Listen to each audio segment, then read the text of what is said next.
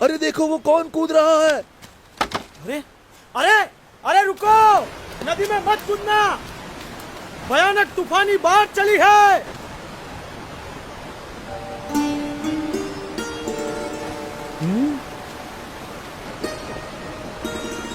अरे कूदे तो मर जाओगे, वापस आओ, रुक जाओ, ठहरो, मर जाओगे।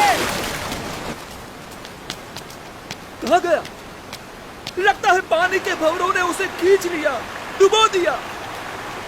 इतनी भयानक बाढ़, उसका जीवित रहना असंभव। मर गया बेचारा। कहाँ गया वो बच्चा? कहीं नजर नहीं आ रहा। राम राम।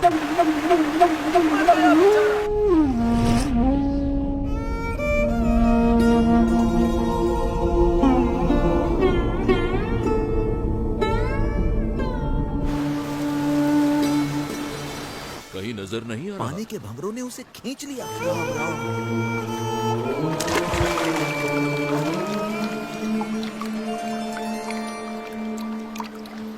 भयानक बाढ़ में उसका जीवित रहना असंभव है। बेचारा। अरे ये नहीं कौन होगा ये कैसे बच गया? अरे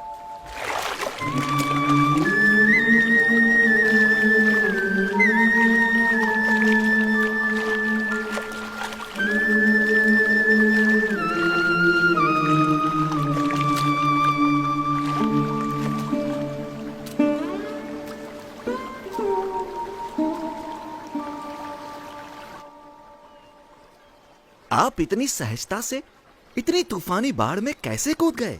आपको डर नहीं लगा? भीतर की शांति ऊपर के तूफानों को भी शांत कर देती है।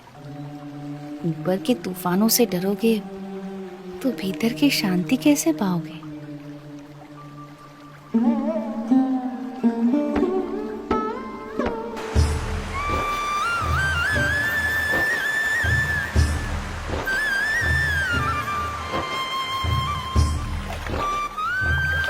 नीलकंठ वर्णी के निरंतर अथक रूप से चलते चरण उन्हें जहां भी ले जाते थे, वहां कोई न कोई किसी न किसी रूप में उनसे जुड़ जाता था।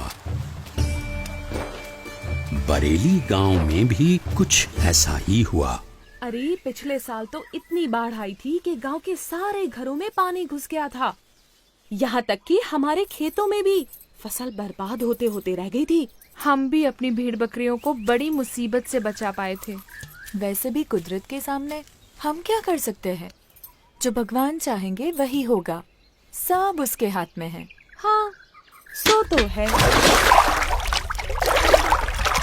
हरि करे सो होय जगत में, हरि करे सो होय, चाहे करे नर कोटि उपाय, कर कदू जो कोय जगत में हरि।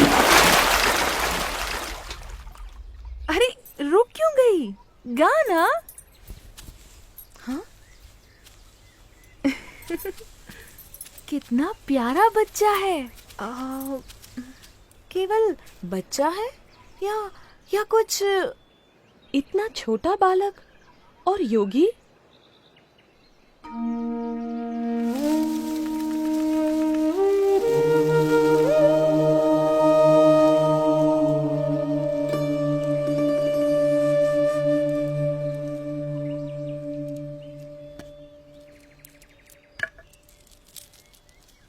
बेटा, तुम कौन हो? तुम्हारा नाम क्या है? यूं तो सारे नाम मेरे ही हैं, पर आप चाहें तो मुझे नीलकंठ बुला सकते हैं। नीलकंठ? पर तुम यहाँ क्या कर रहे हो बेटा? तुम्हारा घर कहाँ है? उस घर का तो मैं त्याग कर चुका हूँ, फिर भी मैं जहाँ भी हूँ घर में ही हूँ, क्योंकि मेरा घर तो सारा विश्व है। पर इतनी छोटी उम्र में तुमने अपनों को क्यों छोड़ा? सबको अपनाने के लिए, जो भटक गए हैं उन्हें घर वापस लाने के लिए। तुम हो तो इतने छोटे से, पर बातें बहुत बड़ी बड़ी करते हो।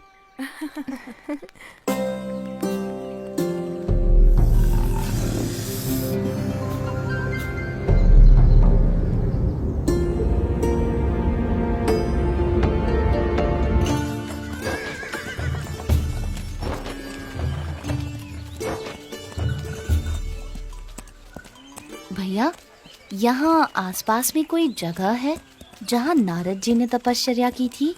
हाँ, उस जगह का नाम ही नारद वन है। यहीं से उस तरफ का रास्ता पड़ता है। अरे वो बच्चा अकेला जा रहा है।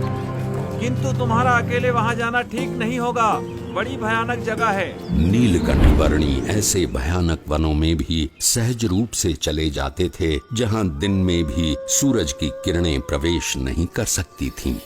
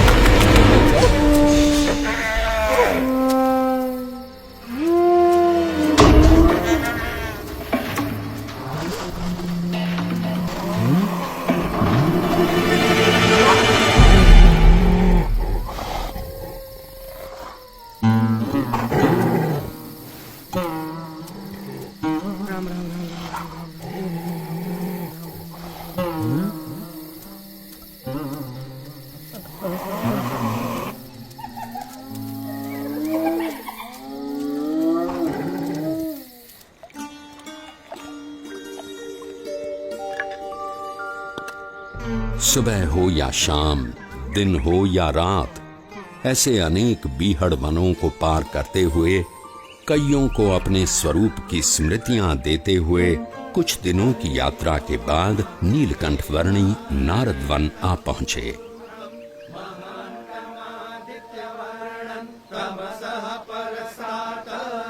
तमेव विदित्वाति मृत्युमेति नान्यः पंथा विद्यते पुरुष एवेदगुं।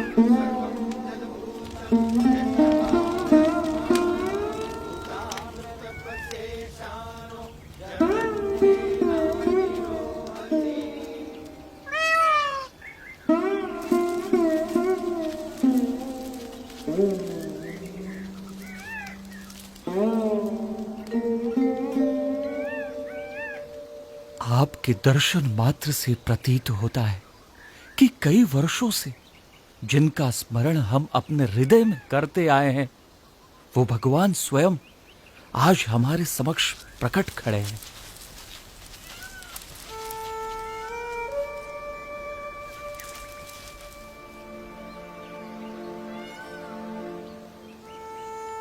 आप सबने परमात्मा की प्राप्ति का जो मार्ग चुना है, उसी में मनुष्य जीवन की सार्थकता है। ये मार्ग विकट है, पर हमें इस मार्ग पर चलते रहना है। चाहे कितनी भी समस्याएं आए, कितनी भी बाधाएं आए और मृत्यु भी क्यों न आ जाए, किसी भी परिस्थिति में हमें उठ खड़ा होना है।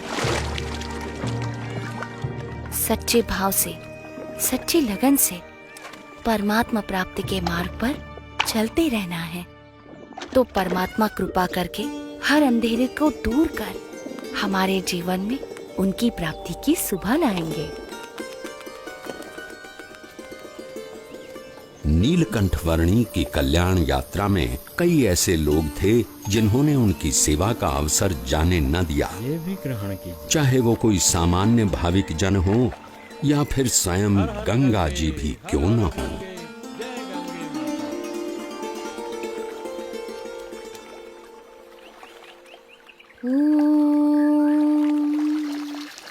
भूर्भुवः स्वः तत्सवितुर्वरेण्यं भर्गो देवस्य धीमहि धियो यो नः प्रचोदयात्।